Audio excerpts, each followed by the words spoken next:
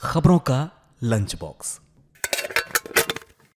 नमस्कार, radio money 9 में आप सबका स्वागत है। मैं हूँ ईरा और आप सुन रहे हैं खबरों का लंच बॉक्स। एक साल में लोगों का क्रेडिट कार्ड से कितना बड़ा खर्च, कम टीडीएस कटौती पर किन लोगों पर नहीं होगी कार्रवाई, आखिर बुलेट ट्रेन प्रोजेक्ट कब तक होगा पूरा, बताएंगे आपको। और इसके अलावा भी होंगी बिजनेस और पर्सनल फाइनेंस से जुड़ी कई और बड़ी खबरें। तो फटाफट शुरू करते हैं और खोलते हैं खबरों का लंच बॉक्स। और हमारी लंच बॉक्स में आज की पहली खबर है क्रेडिट कार्ड से जुड़ी हुई। वित्त वर्ष 2023-24 में क्रेडिट कार्ड से खर्च सालाना आधार पर 27% बढ़कर 18.26 लाख करोड़ रुपए हो गया, जबकि एक साल पहले ये करीब 14 लाख करोड़ रुपए के आसपास था। भारतीय रिजर्व बैंक के जारी नए आंकड़ों के अनुसार मार्च 2024 में क्रेडिट कार्ड से खर्च 10.07% बढ़कर 1.64 लाख करोड़ रुपए हो गया। मार्च में त्योहारी मौसम और वित्त वर्ष के खत्म होने की वजह से क्रेडिट कार्ड से ज्यादा खर्च किया गया। फरवरी 2024 में क्रेडिट कार्ड से खर्च 1.49 लाख करोड़ रुपए था। HDFC बैंक का क्रेडिट कार्ड इस मामले में सबसे आगे है। बैंक के क्रेडिट कार्ड से लेन देन मार्च में 8.57% बढ़कर 43,471 करोड़ रुपए हो गया, जबकि फरवरी में ये 40,288 करोड़ रुपए था। हमारे आज के डब्बे में दूसरी खबर है बुलेट ट्रेन के बारे में। बुलेट ट्रेन बना रही national high speed rail corporation limited यानी NHSRCL ने एक RTI अर्जी के जवाब में बताया है कि बुलेट ट्रेन का प्रोजेक्ट पूरा होने की तारीख सभी तरह के कॉन्ट्रैक्ट्स दिए जाने के बाद बताई जाएगी।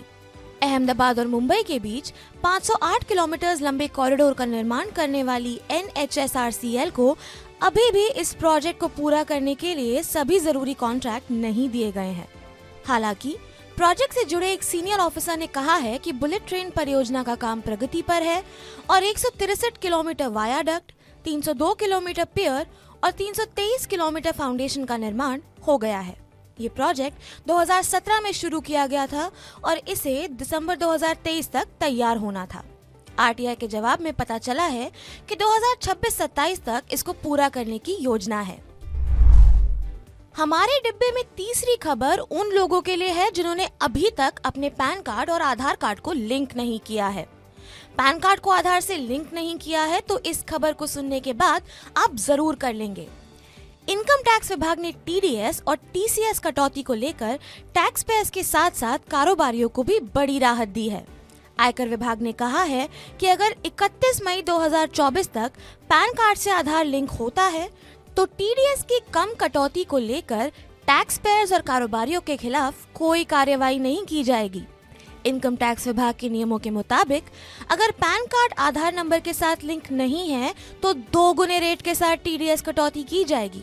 लेकिन central board of direct taxes ने उन टैक्स पेयर्स को राहत देने की बात कही है जो 31 मई तक अपने पैन कार्ड को आधार से लिंक करवा लेते हैं। हमारे लंच बॉक्स की चौथी खबर है कोटक महिंद्रा बैंक के बारे में।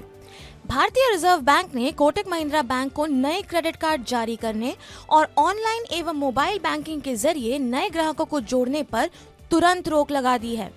बैंक ने ऐसा इसलिए किया क्योंकि 2022 और 23 के बीच RBI ने पर्याप्त IT इंफ्रास्ट्रक्चर नहीं होने को लेकर बैंक से अपनी चिंता जताई थी, लेकिन बैंक इन कमियों को दूर करने में लगातार विफल रहा। बैंकिंग रेगुलेशन एक्ट 1949 के सेक्शन 35A के तहत RBI ने अपनी पावर का इस्तेमाल करते हुए कोटक महिंद्रा बैंक के खिलाफ ये कार्रवाई की। हालांकि जो लोग बैंक के पहले से ग्राहक हैं, उन्हें पहले की तरह सभी सर्विसेज मिलती रहेंगी। हमारे लंच बॉक्स के 5वें डब्बे में है उन लोगों के लिए खबर जो अक्सर ट्रेन से सफर करते हैं।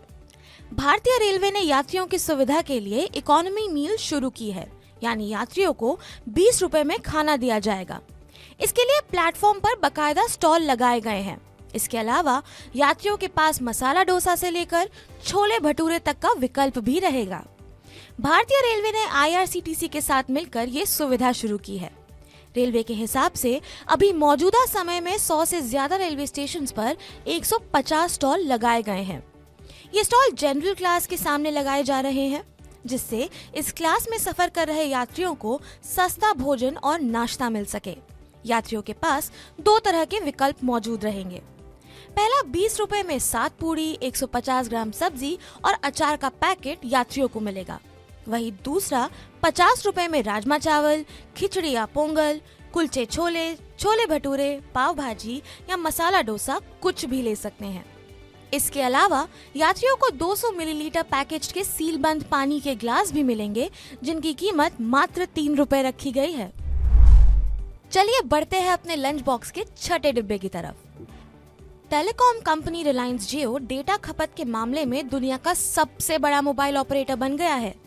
जियो ने ये मुकाम चाइना मोबाइल को पीछे छोड़कर हासिल किया है। ग्लोबल एनालिटिक्स फर्म एफिशिएंट की रिपोर्ट के अनुसार पिछली तिमाही में जियो का कुल डेटा ट्रैफिक 40.9 एक्साबाइट दर्ज किया गया। वहीं दुनिया में डेटा ट्रैफिक में अब तक नंबर 1 कंपनी रही चाइना मोबाइल लुढ़ककर नंबर 2 पोजीशन पर पहुंच गई। इसके नेटवर्क पर डेटा खपत तिमाही में 40 एक्साबाइट से भी कम रही। ग्लोबल स्तर पर 108 मिलियन कस्टमर्स के साथ जियो सबसे ज्यादा 5G कस्टमर्स वाली दूसरी टेलीकॉम कंपनी है। जियो के कुल वायरलेस डेटा ट्रैफिक का 28% से ज्यादा हिस्सा अब 5G यूजर्स कंज्यूम कर रहे हैं। तो वक्त है अपने लंच बॉक्स की आखिरी खबर जानने का। अल्ट्रावायलेट ऑटोमोटिव ने बुधवार को भारतीय बाजार में electric sports bike F77 Mac 2 को लॉन्च कर दिया है। मैक 2 F77 का अपडेटेड वर्जन है, जिसे 2022 के एंड में लॉन्च किया गया था। बेंगलुरु की ईवी स्टार्टअप कंपनी ने इसमें कुछ कॉस्मेटिक चेंजेस के साथ भारत में पेश किया है। इसमें बेहतर रेंज, नई टेक्नोलॉजी, ज्यादा पावर और फीचर्स शामिल हैं।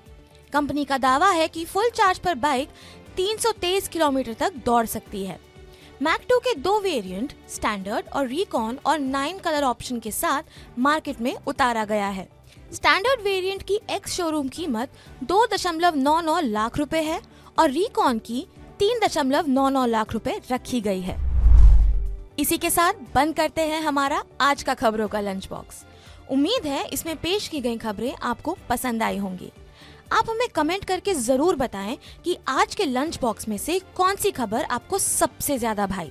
बाकी बिजनेस, पर्सनल फाइनेंस और कॉर्पोरेट जगत से जुड़ी और खबरों के लिए सुनते रहिए मनी 9 और डाउनलोड कर लीजिए हमारा मनी 9 सुपर ऐप। मैं हूं आपके साथ ईरा। अभी के लिए दीजिए इजाजत। खबरों का लंच बॉक्स।